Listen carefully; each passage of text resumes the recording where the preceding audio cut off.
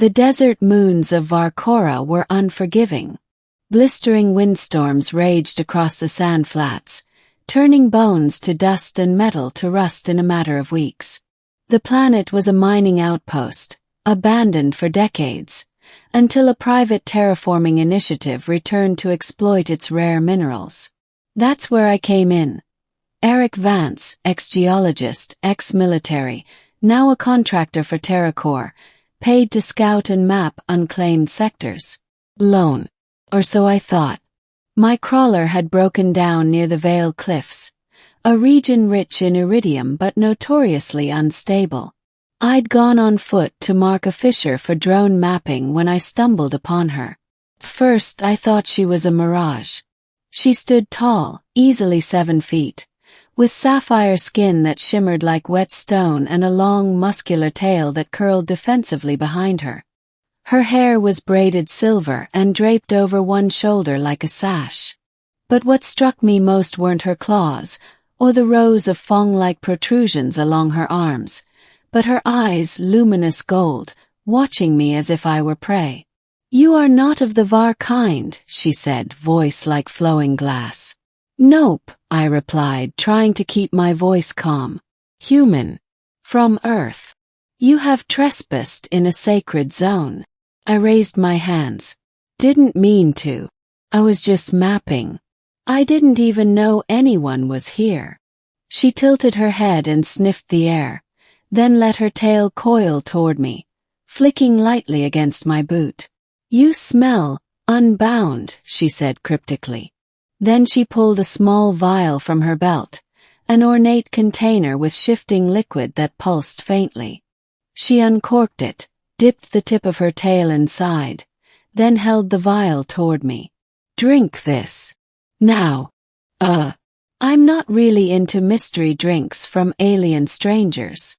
Her tail snapped the ground beside me, cracking the stone. "Drink. Or bleed."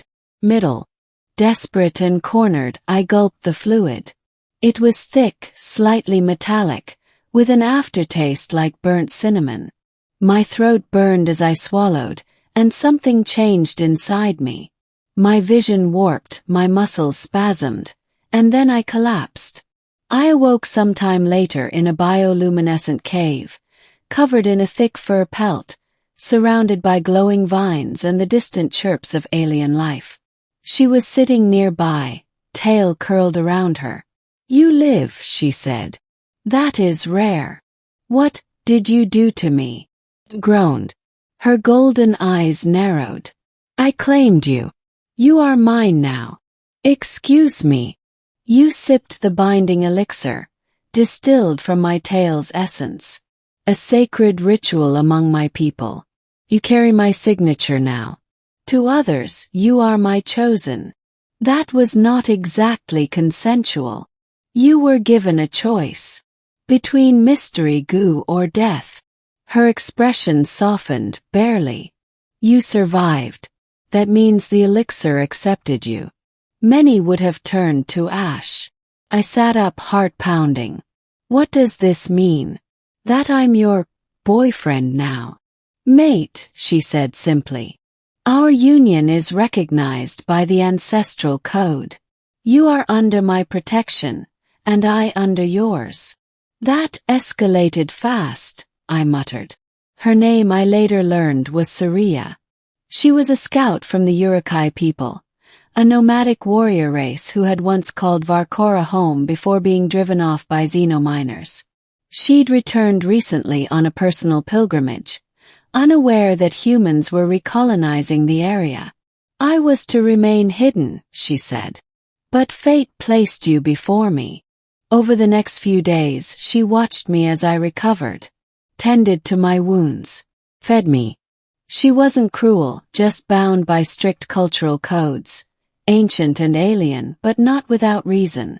The tail juice, as I called it, wasn't just a ritual. It was a biologically encoded link, marking me as part of her clan signature. I could now be recognized by her people, protected, and potentially hunted by rivals. "Wait," I said one night as we shared roasted vidra meat by a heat stone. Does this mean other aliens might try to kill me now? Yes, she said bluntly. They may see you as weak. An easy way to dishonor me. Awesome. But something strange was happening between us. The more time we spent together, the more I noticed her subtle kindness. The way she'd shift her body to block the cold wind from me, or how her tail would wrap protectively around my ankle when I slept. Her culture might have been blunt, but it wasn't heartless. And I, inexplicably, began to care about her. You could have killed me, I told her one night. But you didn't. I saw potential, she said, gently flicking her tail toward me again. And I was lonely. For someone born of a warrior species, that admission was monumental. We locked eyes, and for a brief moment the cave felt warmer. Ending. Weeks passed, and I no longer felt like a prisoner. Saria showed me the old ruins of her people, their buried altars, abandoned war machines now rusted and twisted like vines. I sent occasional updates to TerraCore, falsifying my coordinates. I didn't want them to find her. But everything changed the day the corporate gunship landed near the cliffs. They'd tracked my biosignal and sent a rescue team, armed, armored, and under orders to secure any local threats. They found us just as we returned from the ritual fields. I stepped forward, hands raised. Eric Vance. Step away from the native and submit for extraction. She's not a threat. Shouted. They didn't listen. When one of them raised a weapon, Saria moved like lightning. 3 soldiers were disarmed in seconds. One lost a shoulder. The others scattered, calling for backup. You must flee, I told her. They'll send drones. Gunships. You can't fight them all.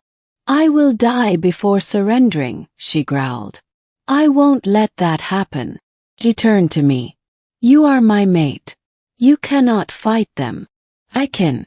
And I will.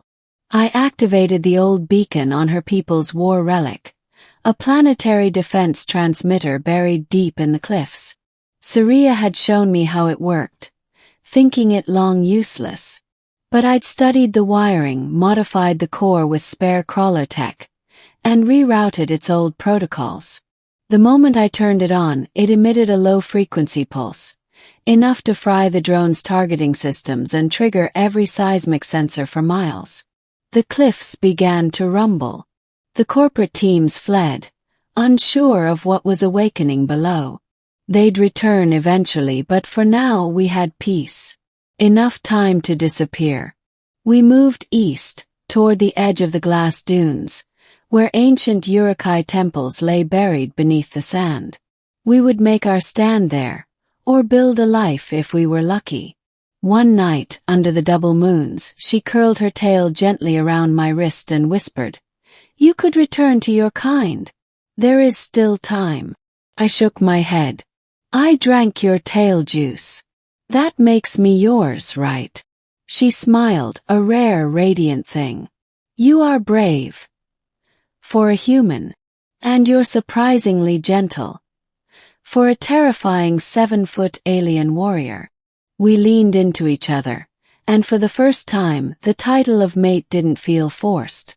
It felt earned.